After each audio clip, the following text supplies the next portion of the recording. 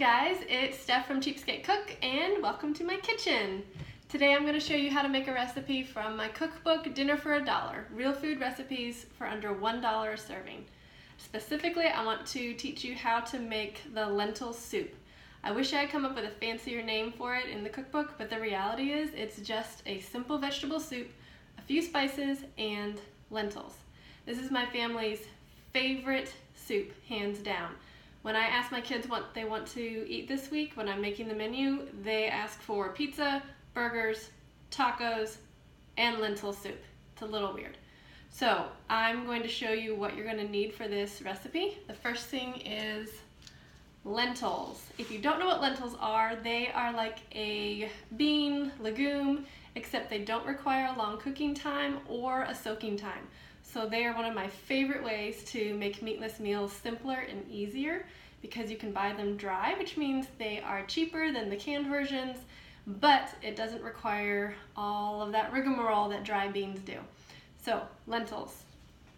The next thing you're going to want is some oil, some onion, carrots, celery, some garlic. I'm using garlic powder today because I don't have fresh garlic, so you can use whichever you have on hand. Some of the spices, bay leaf and cumin, some canned tomatoes, which again, you can also use depending on what you have on hand. Sometimes all I have is tomato sauce or tomato paste or crushed tomatoes, and so I just kind of make it work, and you can make it work for you too. Especially if you've got people who don't like the texture of tomatoes or something, you can just use tomato sauce or something like that. Other thing you're gonna want is some broth. This is homemade bone broth, which in Dinner for $1, I teach you how to make 5-minute bone broth. So 5 minutes of prep work, and you can have really nourishing, wonderful bone broth. And this is some of that. But you can also use vegetable broth or the canned stuff, or the box stuff, or whatever works for you, okay? Now, the first thing you're gonna want to do is take the oil, put it in your pan. We're gonna pretend that I have a hot plate because I don't.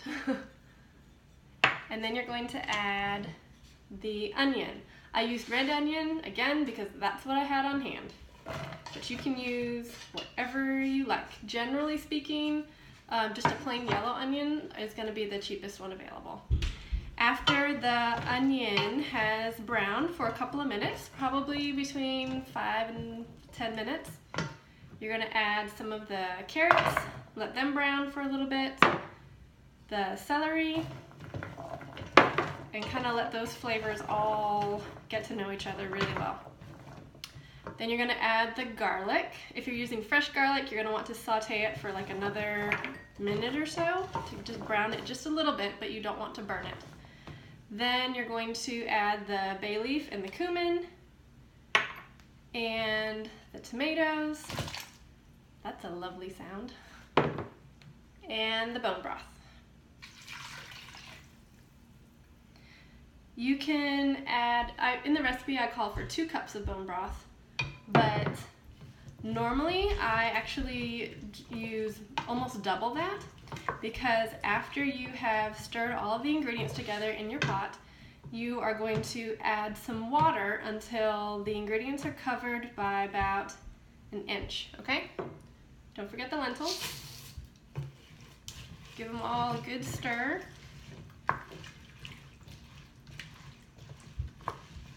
And then add that water or more bone broth. I like to get as much bone broth as I can into our family, so I just add as much as I can to this recipe.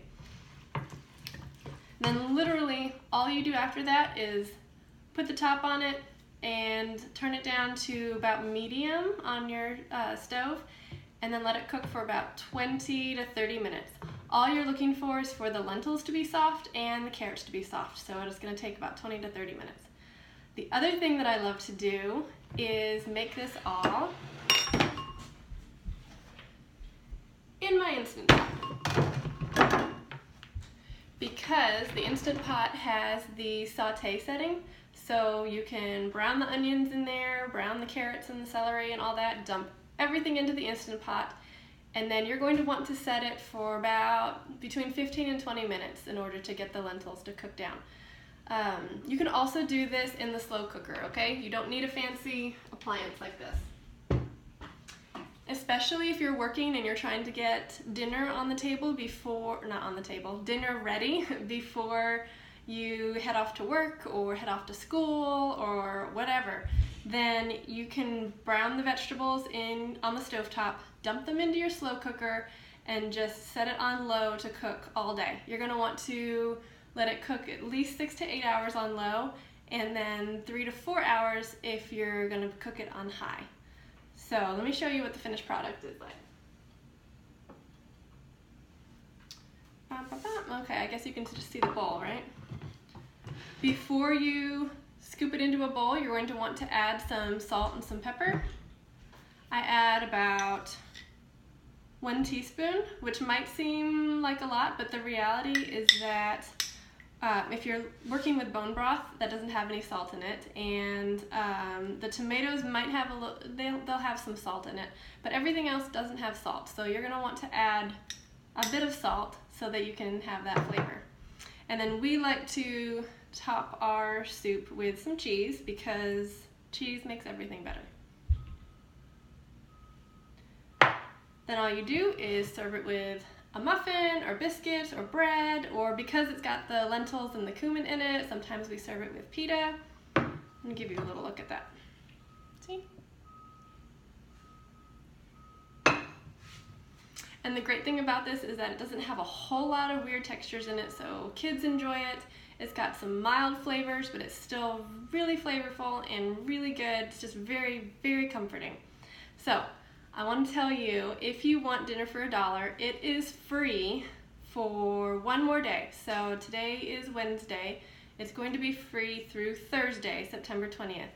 You can get it on my link that I'm going to link to below, or you can get it if you're watching this on Instagram at the link in my profile. It's on Amazon. You can just search ebook Dinner for $1 and you can find it there. And it's got 20+ recipes. You've got a bunch of gluten-free recipes, a bunch of dairy-free recipes, and it's all made with simple, real food for all under $1 a serving. It can be really hard to save money and eat healthy, and these recipes in this book were the ones that helped us get through some of our toughest times, and they're still ones that we turn to all the time. All right, I hope you enjoyed that, and I hope you'll come back. And thanks for visiting my kitchen.